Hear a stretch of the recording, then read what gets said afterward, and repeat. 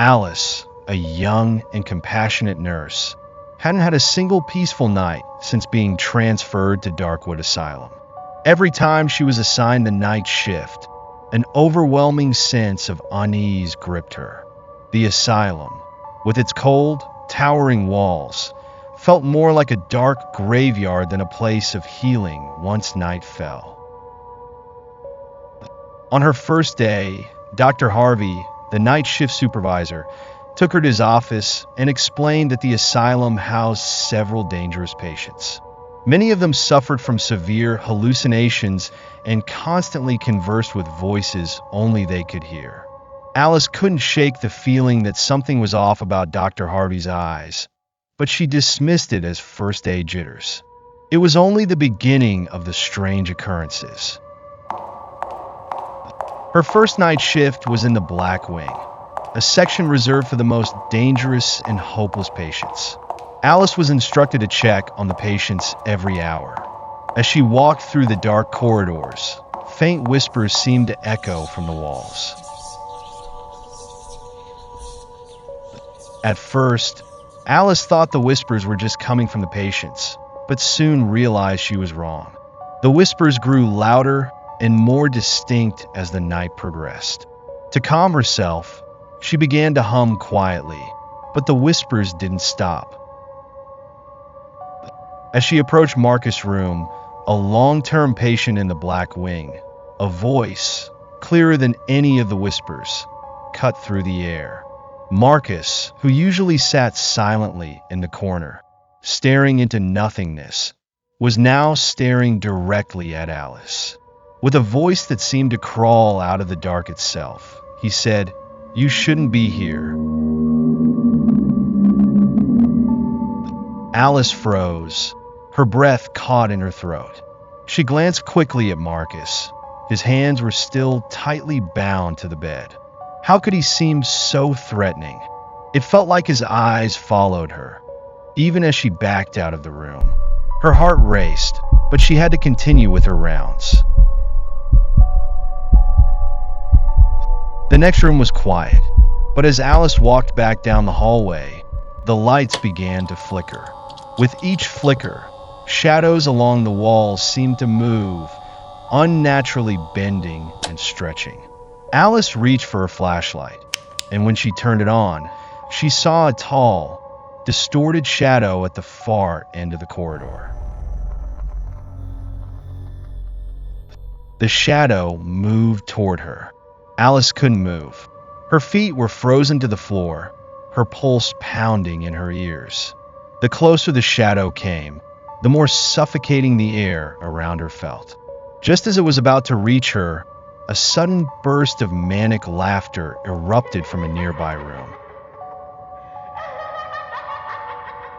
Alice rushed to the room, threw the door open, only to find it completely empty. Her heart pounded in her chest, her hands trembling. She was sure she had heard it, but there was no one there. Hours dragged by, each moment more terrifying than the last. Alice decided it was time to call Dr. Harvey. She picked up the phone on the hallway wall and dialed his number, but instead of his voice, something else answered. "You shouldn't have called. No one can help you here." Alice slammed the phone down and looked around. The voice was still echoing in her ears. That wasn't Dr. Harvey's voice. She was sure of it. Something far worse than the patients was lurking inside this asylum. As time passed, Alice realized she couldn't trust anything anymore, not even her own eyes. When she returned to the hallway, she noticed that the doors to the patients' rooms were now opening one by one. But no one stepped out. It was just the darkness that seemed to spill out of the rooms, like the open mouths of caves. Finally, Alice made her way to the control room. The emergency buttons and monitors were all off, except for one. On the screen, the feed from Marcus' room was still on. He was no longer bound to the bed. Marcus was standing in the middle of the room, staring directly into the camera. His hands were free, and a sinister smile spread across his face. He took a step toward the camera, and a whisper floated through the air again, this time clearer than before. "It's time." Alice couldn't take it anymore. She bolted down the hallway, desperate to escape. But no matter how far she ran, she kept ending up in the same place, the corridors twisting and looping in on themselves. It was as if the asylum itself was changing, trapping her within its walls. Every door she opened led back to the same hallway. Finally, Alice heard footsteps behind her. Slow, heavy. She turned around, her body trembling. Standing there was a tall, dark figure, not human. Its shadowy form seemed to stretch and pulse as it moved toward her. From somewhere far away, Marcus' whispering voice reached her once more. "You've reached the end."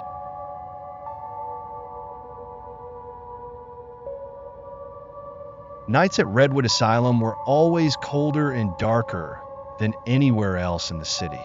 It was an isolated place, rarely visited, unless someone was desperate enough to seek treatment for patients deemed beyond help. Clara and Mark, two newly assigned nurses, found themselves alone on the night shift in the asylum's infamous special ward. This ward housed patients who claimed to see and communicate with spirits. Clara glanced at the clock, which had just struck 3 a.m., and whispered, "Mark, this patient, David, do you really think he sees something beyond this world?" Mark, forcing a tired smile, shook his head. "We've studied for years to know better than that. It's all just delusions, Clara, a twisted game of the mind."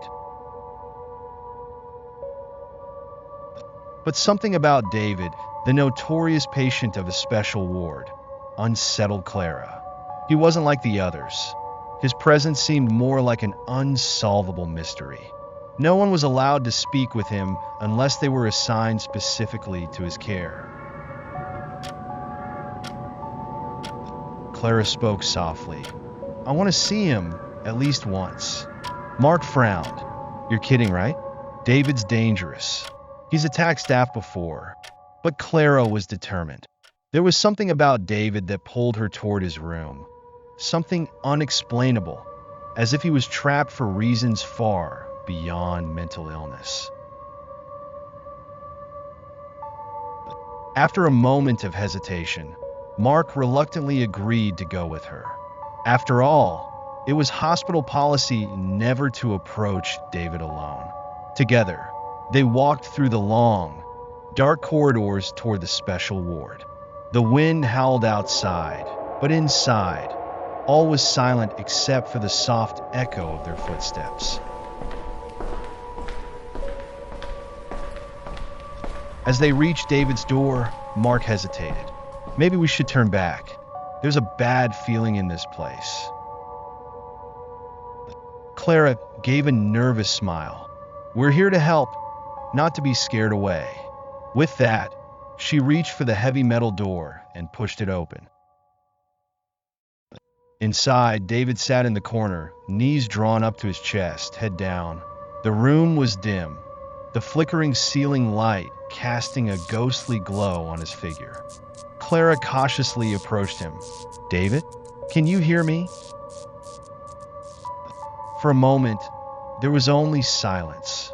Then, without lifting his head, David whispered, "They're here. They've always been here." Behind you.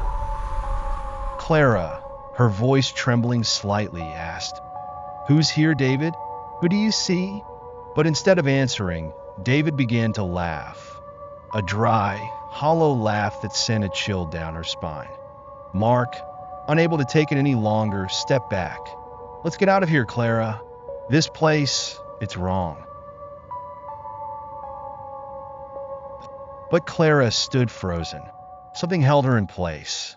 When David finally lifted his head, his eyes were empty, void of any humanity. Something else stared back at them from the depths of his gaze. David spoke softly, his voice unervingly calm. You'll see them too, when it's too late. Suddenly, the lights flickered and went out, plunging the room in a total darkness. The only sound was Clara's and Mark's panicked breathing, echoing in the suffocating blackness. Mark's voice trembled. The lights, why did they go out? Clara rushed to the door, pulling on the handle, but it wouldn't budge. Mark, the door's locked. David, still seated in the corner, whispered again. They don't want you to leave. They're here. They've always been here. At that moment, a sound began to echo through the walls. A slow, rhythmic knocking, as if someone or something was trapped within them. Clara glanced around frantically. The walls seemed alive, breathing, with faint whispers and the sound of shuffling footsteps coming from inside. Mark, his voice shaky, said, "We need to get out, Clara. Something's wrong here." But before he could move, he felt something cold wrap around his neck, an invisible hand tightening its grip. Clara, panicked, reached out to grab him, but her hands trembled too much to be of help. Mark suddenly collapsed to the floor, gasping for breath, as David's eyes glowed faintly in the darkness. David spoke slowly, almost mockingly. "They're here now, they're coming for you." Suddenly, the lights flickered back on. Mark lay motionless on the floor, his eyes wide open, but something about him had changed. His pupils were entirely black, devoid of life. He wasn't Mark anymore. David, still seated in the corner, let out a quiet, chilling laugh. "It's too late. You'll join them soon." Clara, heart pounding, bolted for the door, which miraculously swung open this time. She sprinted down the hallway, the sound of David's eerie voice echoing in her ears. "They've always been here, and soon you'll be one of them too."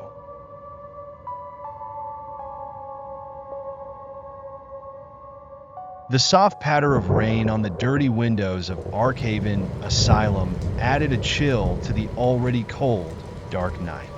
In the silence, the only sounds were the slow ticking of a wall clock and the faint clinking of a rusted chain swaying in the wind. Jacob, a new nurse, had just started his first night shift at this infamous facility. From the moment he had stepped onto the grounds, an unsettling feeling had taken hold of him. Dr. Richardson, the night shift supervisor, had called Jacob into his office earlier. His expression was cold and grim. "This asylum," he began, "isn't like the places you've worked before. Our patients, they're different. Be alert. There are no rules here, only survival." Jacob, trying to shake off his nerves, smiled and said, "I've worked with psychiatric patients before, doctor." But the way Richardson's cold eyes lingered on him made him uneasy. The night shift was always filled with strange tales. Previous nurses who worked the nights whispered about odd and disturbing experiences, but Jacob was a man of reason. He didn't believe in ghost stories or superstitions. Still, there was something about Awaken that gnawed at him. Something felt off. Jacob was assigned to Ward 0, a section that supposedly housed only 4 patients, all kept separate from the rest. No one ever spoke about the patients there. They weren't even listed in the official hospital records, almost as if they didn't exist. Jacob's footsteps echoed louder than they should as he entered Ward 0. The hallways were narrow, the walls stained and cracked, with dark marks that resembled old, dried blood. The overhead lights flickered sporadically, as though the building itself was alive, breathing faintly in the darkness. He approached the first room, glancing at the patient file. Carla, a woman who, according to her records, spoke constantly with someone no one else could see. Jacob cautiously entered her room. She didn't seem to notice him.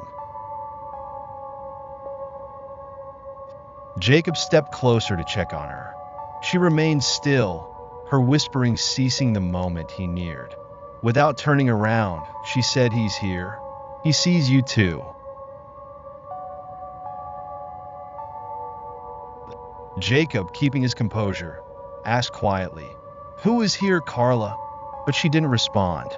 Her lips curled into a strange, vacant smile, her eyes never leaving the wall. Shaken, Jacob left the room and moved on. As he walked down the hallway, he began to hear a soft, rhythmic clicking sound. At first, it was faint, but it quickly became louder and more distinct. The sound was strange and unsettling, like someone tapping their fingers together in the shadows.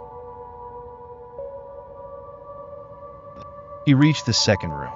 The patient inside was Michael, a young man prone to violent delusions. Michael was sitting on the edge of his bed, staring blankly at the wall. Jacob cautiously approached him. "Michael, are you all right?" Michael slowly turned his head, his voice trembling as he said, "They're coming for me and for you." Before Jacob could respond, Michael let out a wild, uncontrolled laugh. The sound echoed through the hallway, chilling Jacob to his core. Jacob hurried out of the room. Michael's laughter still rang in his ears. Every step Jacob took, he felt as if shadows were creeping along the walls behind him, moving in ways they shouldn't. He squinted down the corridor and saw something at the far end, a tall, distorted shadow standing still in the darkness. He forced himself to believe it was his imagination. He approached the third room, this one occupied by Eleanor, a young girl who hadn't spoken a word since arriving at the asylum. As Jacob entered her room, Eleanor sat huddled in the corner, her gaze fixed on the far wall. Jacob walked closer, placing a gentle hand on her shoulder. At that moment, Eleanor snapped her head around to face him, her eyes wide with terror. Her voice, hollow and distant, whispered, "They know you're here. Prepare yourself." Jacob couldn't take it anymore. He bolted from the room, making his way to the exit of Ward 0. But then he heard it again, the strange clicking sound, this time coming from the control room. With hesitant steps, Jacob approached the control room and saw that all the monitors were off, except for one. On the screen, the image of a room from Ward 0 flickered. There, standing side by side, were Carla, Michael, and Eleanor. They were all staring directly into the camera, their faces blank, yet unnervingly aware. But they weren't alone. In the corner of the screen, a dark, shadowy figure loomed, slowly moving toward the camera. Jacob stared at the monitor, frozen. The shadow drew closer, its eyes glowing faintly red in the darkness. The clicking sound returned, louder and more insistent, as if it was coming from right behind him. He turned around slowly, his heart pounding. Behind him, standing just inches away, was the tall, dark figure, its form shifting and breathing like a living nightmare. The air around it felt cold and suffocating.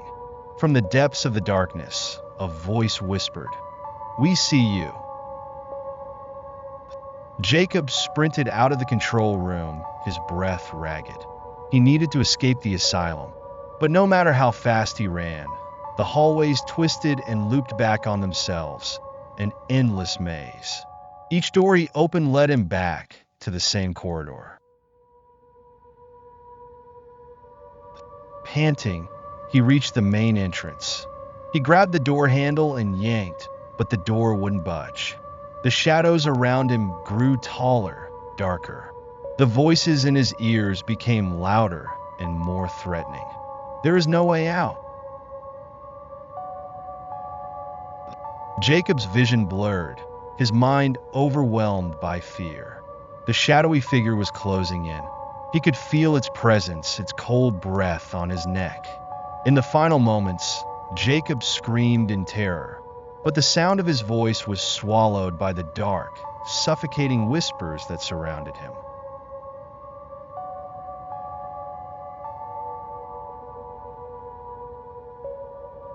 The Shadow Hill Psychiatric Hospital had always been a place where fear lingered in the corners, especially during the night.